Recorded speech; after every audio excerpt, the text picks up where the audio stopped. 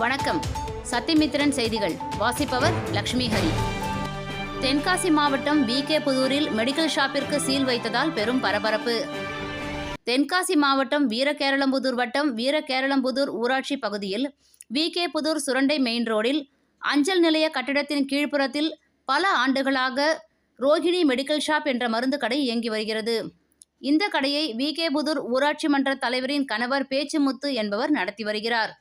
இந்த மெடிக்கல் ஷாப்பிற்கு வருகை தரும் வாடிக்கையாளர்கள், பொதுமக்கள், வயதான முதியவர்கள், குழந்தைகள் உள்ளிட்ட பலருக்கு ரோஹிணி மெடிக்கல் ஷாப் உரிமையாளர் பேச்சுமுத்து மருந்து மாத்திரைகள் விற்பனை செய்வது மட்டுமின்றி இங்கு வருபவர்களுக்கு அவரே இன்ஜெக்ஷனும் போடுவதாக மாவட்ட ஆட்சியர் மற்றும் சுகாதார நலப்பணிகள் இணை இயக்குனர் ஆகியோருக்கு பொதுமக்கள் தரப்பில் தொடர்ந்து புகார்கள் எழுந்த நிலையில் நேற்று 28/6/2024 வெள்ளிக்கிழமை மாலை 3 மணியளவில் ரோஹிணி மெடிக்கல் ஷாப்பில் தென்காசி மாவட்ட சுகாதார நலப்பணிகள் இணை இயக்குனரும் மருத்துவருமான திருமதி பிரேமலதா அவர்கள் மற்றும் வட்டார சுகாதார மருத்துவர் அருள்ஜோதி, மருத்துவர் மீரா மைதீன், வருவாய் வட்டாட்சியர் பாலசுப்ரமணியன், தலைமை மண்டல துணை வட்டாட்சியர் அப்துல் சமது, வருவாய் ஆய்வாளர் இசக்கிமுத்து, வட்டார சுகாதார ஆய்வாளர் விகே புதூர் கிராம நிர்வாக அலுவலர் விஜி, வருவாய் ஆய்வாளர் மற்றும் உதவியாளர்கள் ஜேம்ஸ், பிரகாஷ், வீரகேரளம்புதூர் காவல் நிலைய உதவி ஆய்வாளர்கள் கௌசல்யா, டேவிட்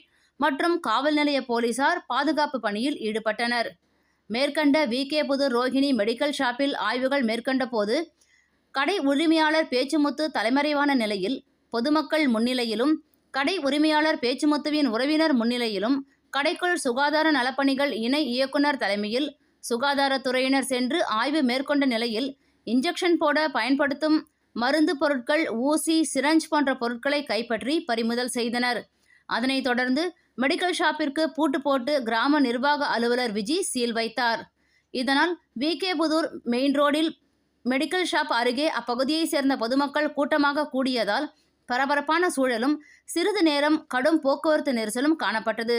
சத்தியமித்திரன் செய்திக்காக தென்காசி மாவட்ட செய்தியாளர் திருமுருகன்.